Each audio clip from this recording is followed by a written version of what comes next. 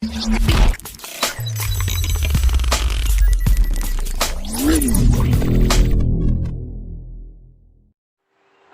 warahmatullahi wabarakatuh. Kenalkan, nama saya Brandon Zeko Alexander dari kelas 9E. Di sini saya akan mempresentasikan laporan yang telah saya buat. Laporan ini berisi tentang bentuk ancaman yang dihadapi bangsa atau negara Indonesia. Berbicara soal ancaman yang dihadapi bangsa atau negara Indonesia, terlintas di pikiran kita akan pemberontakan-pemberontakan yang dilakukan oleh berbagai kelompok yang tidak bertanggung jawab, mulai dari PKI, DI atau TII, RMS, dan masih banyak lagi. Mereka ini bertujuan mulai dari ingin mengganti dasar negara Pancasila dengan paham lain, sampai ada yang ingin memisahkan diri dari Negara Kesatuan Republik Indonesia, NKRI. Namun, syukurnya semua pemberontakan itu dapat digagalkan dengan usaha dan kerja keras yang dilakukan oleh bangsa Indonesia. Tetapi, ancaman-ancaman pemberontakan tersebut tetap harus kita lawan dan kita cegah pertumbuhannya agar tidak merusak negara Indonesia tercinta ini. Begitupun pula dengan pengaruh dari luar yang dapat berpotensi menyesatkan kehidupan bangsa.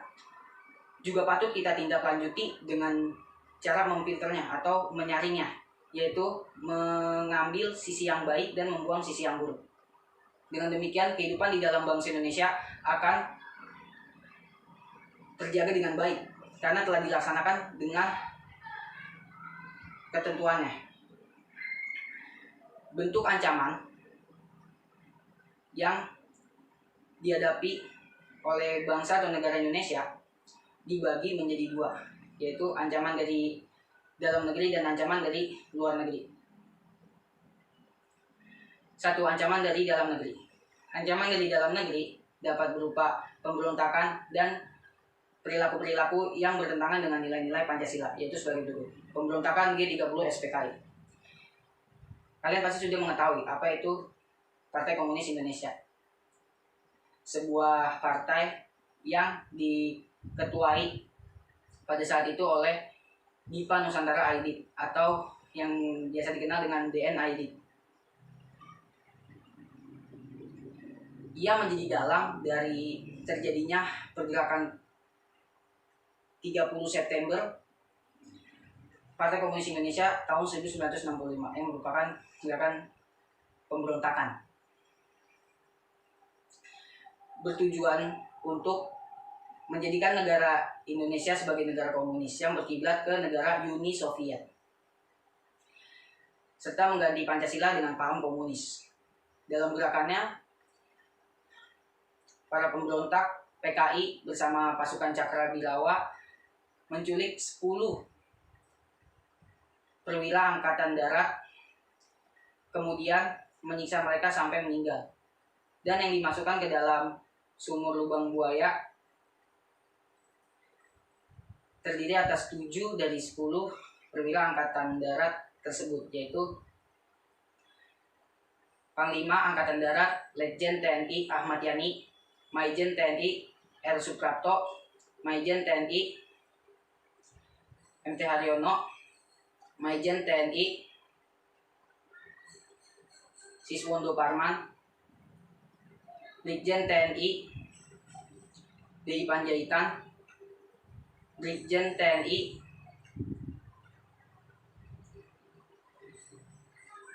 Sutoyo Siswo Miharjo, dan yang terakhir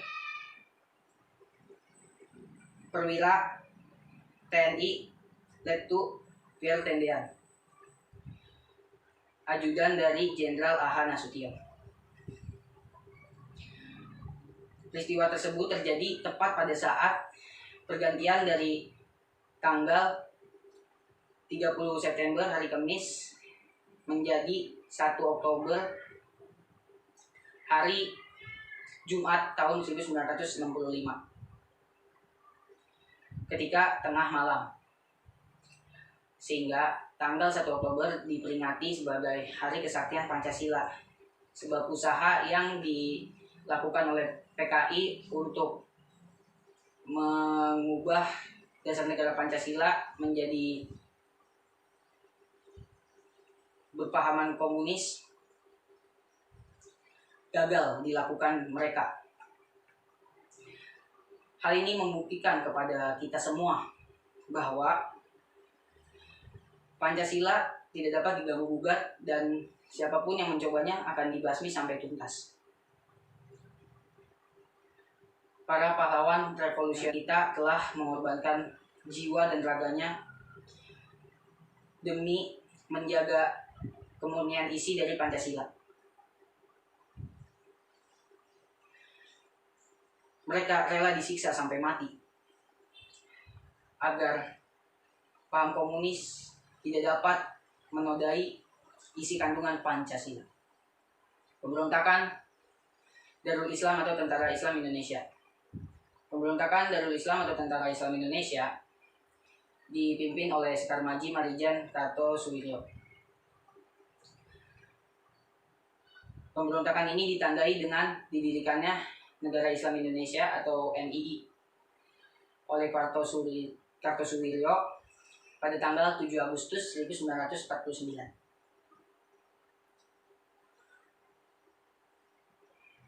Tujuan utama dari didirikannya NII ialah untuk mengganti Pancasila sebagai dasar negara dengan syariat Islam. Tapi dalam gerakannya bertentangan dengan ajaran Islam sebenarnya.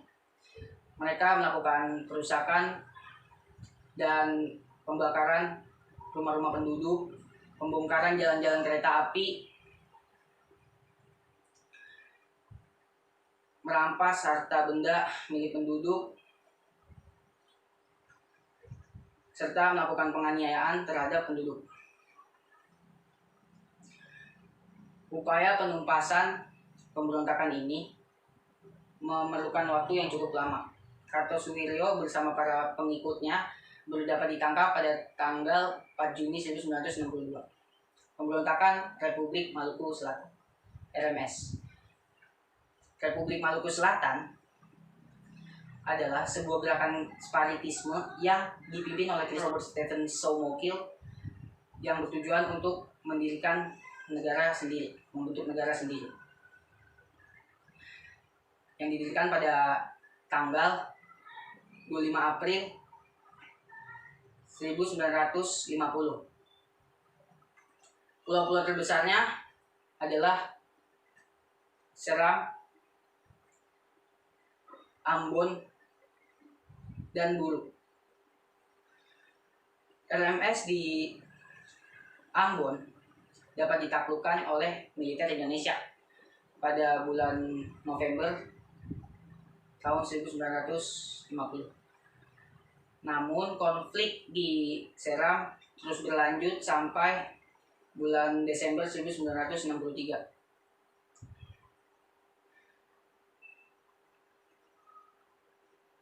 Perilaku masyarakat yang bertentangan dengan nilai-nilai Pancasila.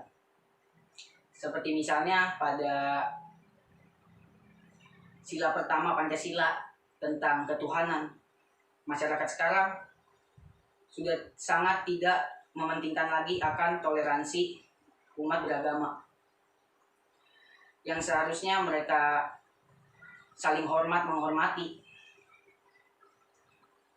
Tetapi yang dapat dilihat di masa sekarang ini, di kondisi sekarang ini, mereka saling menjelek-jelekan, saling menghina, saling menodai agama yang satu dengan agama yang lain melalui media sosial. Kemudian pada sila kedua Pancasila tentang kemanusiaan, mereka juga memandang rendah akan derajat kemanusiaan orang lain. Di sila ketiga Pancasila tentang persatuan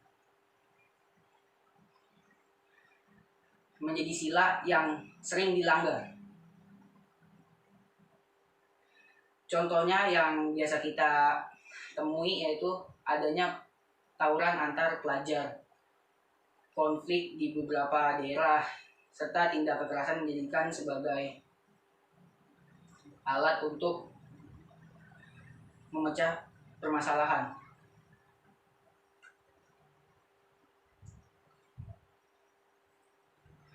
Di sila yang keempat, Pancasila, tentang kerakyatan, terlihat dari demokrasi yang sudah mulai memudar.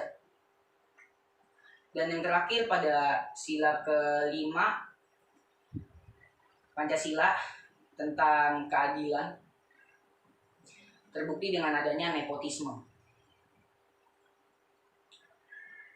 2. Ancaman dari luar negeri. Ancaman dari luar negeri dapat berupa pengaruh kehidupan dan ideologi bangsa lain yang bertentangan dengan nilai-nilai Pancasila.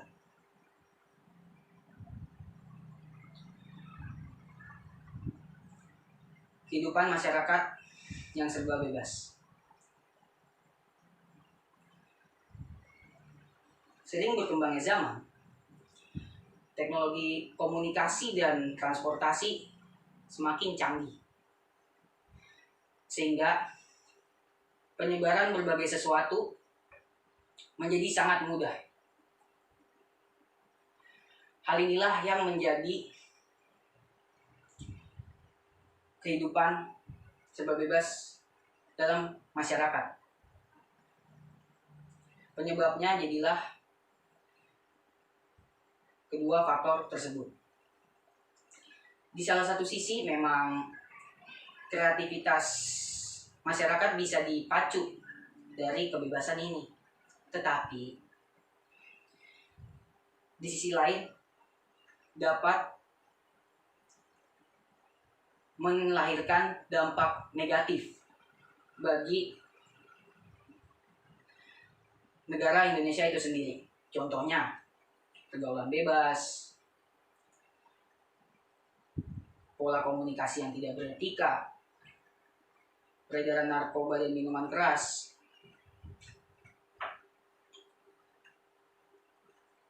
aksi anarkisme, serta vandalisme yang memicu terjadinya perpecahan dan penurunan moral.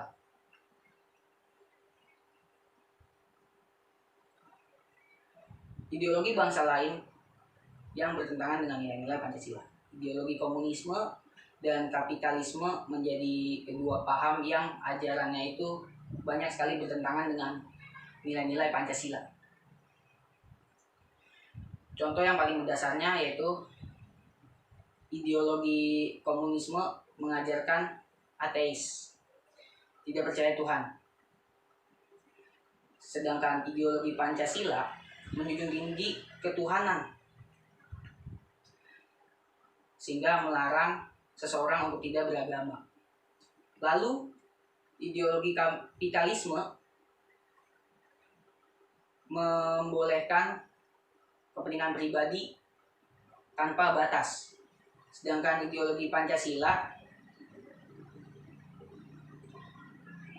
mengakui hak-hak milik pribadi dan hak-hak umum. Bangsa Indonesia sebagai bangsa yang besar harus memiliki masyarakat yang tertib dan teratur. Oleh karena itu, kita sebagai generasi penerus bangsa dan seluruh masyarakat Indonesia penting untuk mengetahui bahwa kitalah yang menentukan nasib bangsa Indonesia ini menuju ke cita-cita nasional dan tujuan negara. Marilah kita teruskan perjuangan dari para pejuang kita yang telah mengorbankan pikiran, tenaga, bahkan nyawa mereka demi kepentingan bangsa dan negara Indonesia ini.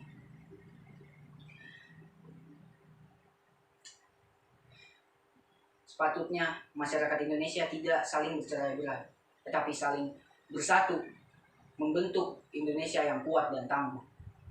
Semoga seluruh ancaman yang dihadapi oleh bangsa dan negara Indonesia bisa teratasi dengan lancar dan baik. yang tentunya harus didorong dengan semangat dari warga masyarakatnya sendiri, yaitu kita semua. Baiklah, tadi saya sudah mempresentasikan laporan mengenai bentuk ancaman yang dihadapi bangsa dan negara Indonesia. Selanjutnya, saya akan membahas lampiran yang telah saya buat, yang berisi hasil wawancara saya dengan ibu saya. Nanti jawaban dan pertanyaannya saya akan taruh di sini. Pertanyaan pertama, Bu, ancaman apa saja yang dihadapi bangsa Indonesia? Ibu saya menjawabnya, yaitu, ya nak, begitu banyaknya ancaman yang dihadapi bangsa kita, bangsa Indonesia. Baik ancaman dari dalam negeri maupun ancaman dari luar negeri. Seperti keresahan sosial yang diakibatkan dari kesenjangan ekonomi, konflik yang terjadi antar kelompok atau antar golongan, masuknya ideologi asing, contohnya liberalisme, komunisme, dan globalisasi dunia, serta adanya makar atau penggulingan pemerintahan yang sah. Masuk ke pertanyaan kedua, lalu Bu, bagaimana cara mengatasi ancaman dalam negeri kita sendiri? Dan ibu saya menjawabnya, yang perlu kita lakukan, nak, kita sebagai bangsa Indonesia harus saling bekerja sama dalam mengatasi ancaman tersebut dengan cara meningkatkan persatuan dan kesatuan pada seluruh lapisan masyarakat Indonesia dan mengikuti kebijakan pemerintah, diantaranya bersosialisasi, bergotong royong, meniadakan korupsi, kolusi, dan nepotisme dalam negeri ini, serta menggunakan sumber daya alam yang dimiliki oleh negara Indonesia dengan sebaik-baiknya. Pertanyaan ketiga, lalu bagaimana Bu cara mengatasi ancaman dari luar negeri? Dan ibu saya menjawabnya, kita dan seluruh masyarakat Indonesia harus menanamkan rasa nasionalisme, menumbuhkan rasa persatuan dan kesatuan agar bangsa ini tidak bercerai-berai terhadap pengaruh dan ancaman dari luar negeri, serta bersikap selektif, yaitu memilih ideologi lain yang masuk, apakah ideologi tersebut bertentangan dengan nilai-nilai Pancasila atau tidak, dengan cara membentengi diri menggunakan pendidikan yang berlandaskan Pancasila dan UUD Negara Republik Indonesia tahun 1945. Jadi dari ketiga jawaban pertanyaan tersebut dapat dilihat bahwa ancaman-ancaman yang ditimbulkan baik dari dalam negeri maupun dari luar negeri itu tidak hanya yang saya sebutkan di presentasi saja, tetapi juga ada ancaman lain yang sangat banyak yang disebutkan oleh ibu saya. Oleh karena itu, bangsa Indonesia memerlukan bantuan agar tidak terpengaruh terhadap ancaman-ancaman tersebut. Menurut saya, perbuatan yang paling efektif salah satunya yaitu dengan mempelajari berbagai pengetahuan dari mata pelajaran PPKN. Karena di dalamnya berisi banyak sekali nilai-nilai positif yang dapat diterapkan dalam kehidupan kita semua. Jadi, janganlah malas untuk belajar mata pelajaran PPKN. Sekian dari saya, kurang lebihnya mohon maaf. Wassalamualaikum warahmatullahi wabarakatuh.